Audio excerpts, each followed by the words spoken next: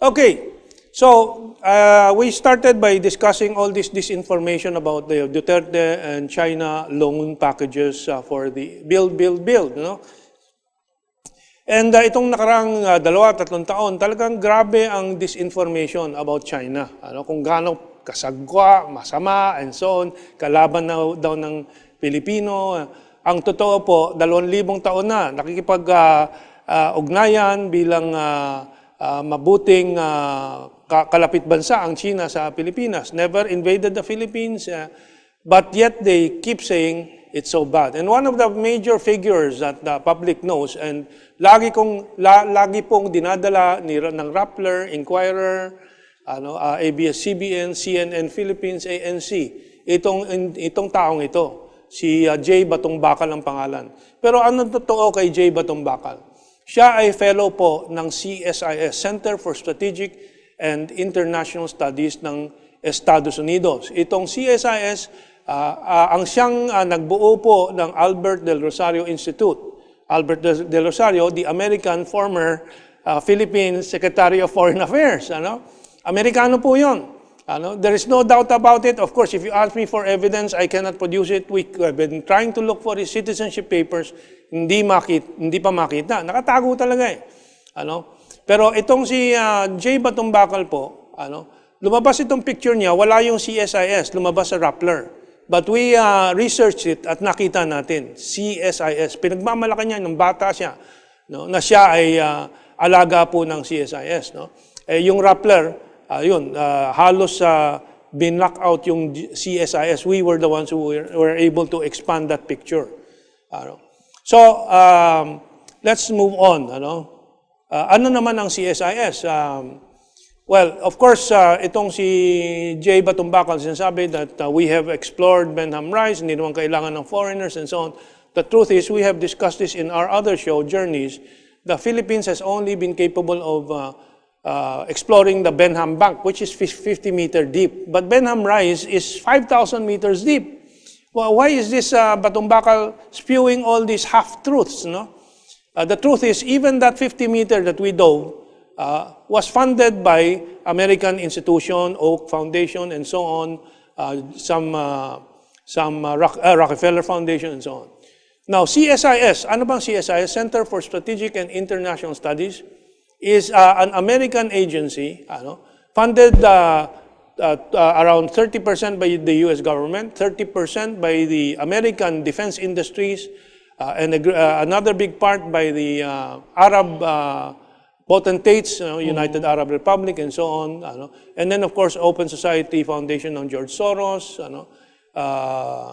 and so on. George Soros, of course, is very important in this funding of these subversive institutions. And let's move on. Let me see the other, okay. And the Albert Del Rosario Research Institute, Albert Del Rosario Institute has a partnership with the U.S. think tank Center for Strategic Study, CSIS, and CSIS funded by Oak Foundation, Rockefeller Brothers Fund, and same funders Oceana. Yung Oceana po ay yung tumulong doon sa research sa Benham Bank in 2016, yung expeditions ng Pilipinas, including the 22 minutes documentary featuring J. Batongbacal. So, Amerikano din nagpopondo, tulad ng pagpopondo ng Rappler, of course, CNN Philippines, and of course, yung Inquirer, may pondo ding nakukuha sa yung Omidyar, and so on. So, I think those are all the images I prepared. But we also have images, in future episodes, I'll repeat that. We have shown it in the past, of the signing of the agreement between CSIS and Manny Pangilinan for the U.S.-Philippine Society, U.S.-Philippine Strategic Initiative.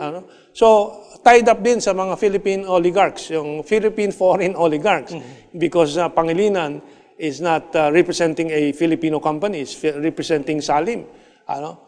So anyway, we had to also bring this up because in connection with the first part, And the second part, the Japanese project, and the first part, the disinformation against the China loans.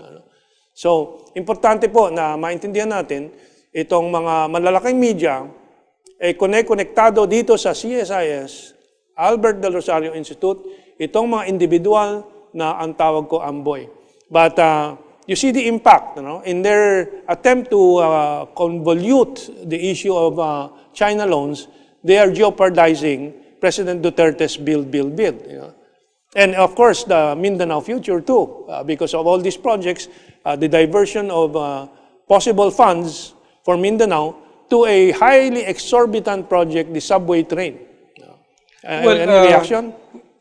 I'm reminded because when you were saying na my attempt to really neutralize and do disinformation against the Chinese initiative to help us out, I think the Chinese are interested to fund the entire Mindanao rail system. And as we're saying, sana hindi totoo yan, they should be now encouraged more.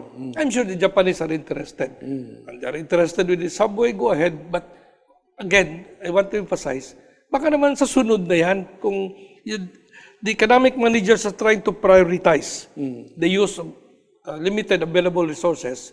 Among others naman siguro, unahin mo na muna Mindanao, yung saddled with so much build. And if you study, I think it was Ibon Institute, which did an analysis of this build cost component, at nakita nila wala pa ata 10% ang napupunta sa Mindanao. Wala pa.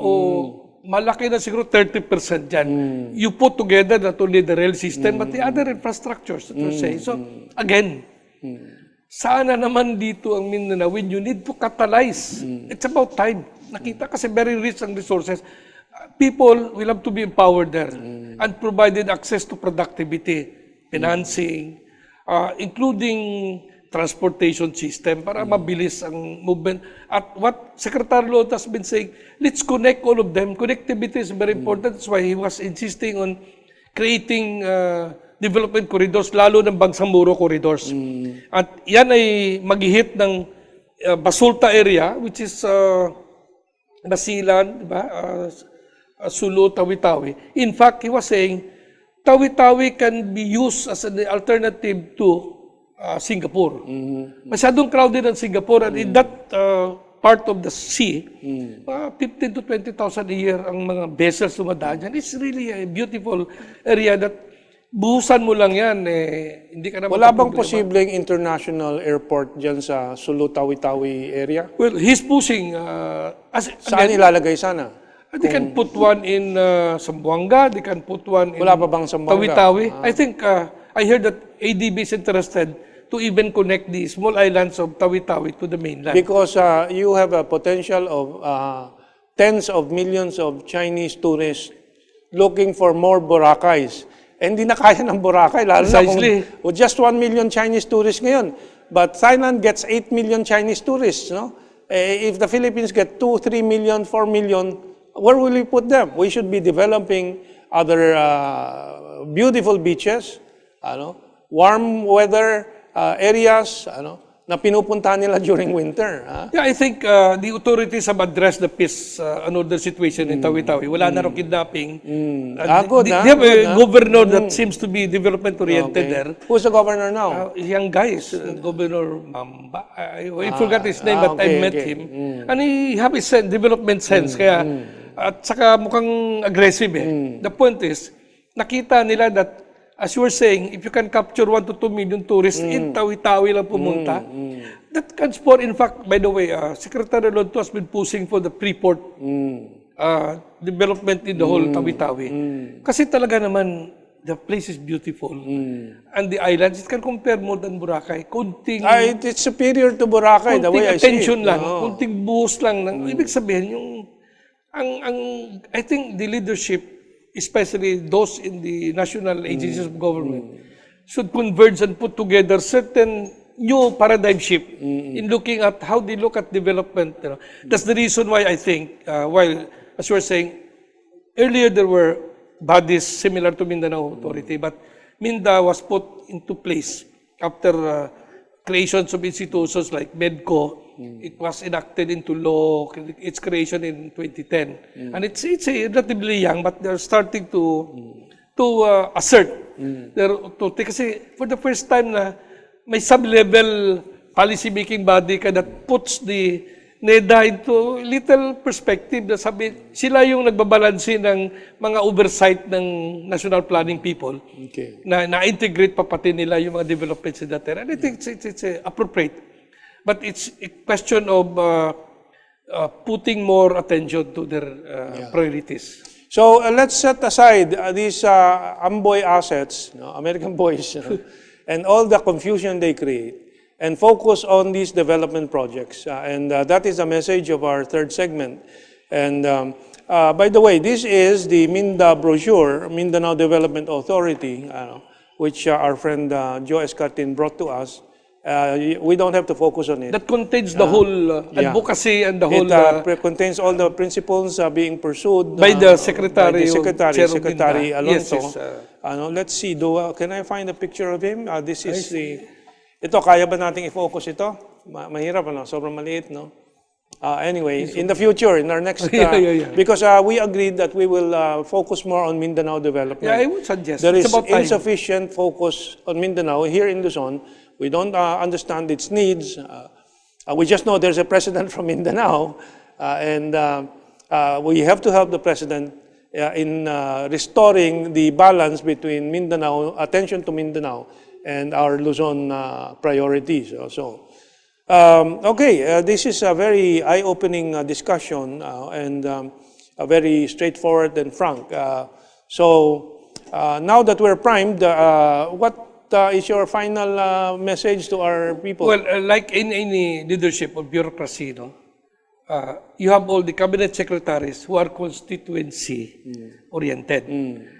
And their loyalty to that interest of their constituents may sometimes conflict with what national leadership want. And that is, I think, going to happen unless somebody does not intervene. And this is timely because what I see is the Secretary Lonto is trying to assert and assume that role that he looks at Mindanao-wide rather than just look at sectoral agency. And I think it's a good mechanism for the President to make his policy decision-making more or less complete. Na yung mga cabinet niya, sectoral and constituent-oriented, meron taga-call ng attention na Mr. President, Mindanao should not be deprioritized. Okay, well, we have run out of time. Look, let's have the Mindanao Circumferential Railway instead of a exorbitant subway train for only 23 or 25 kilometers. We can have 1,200 kilometers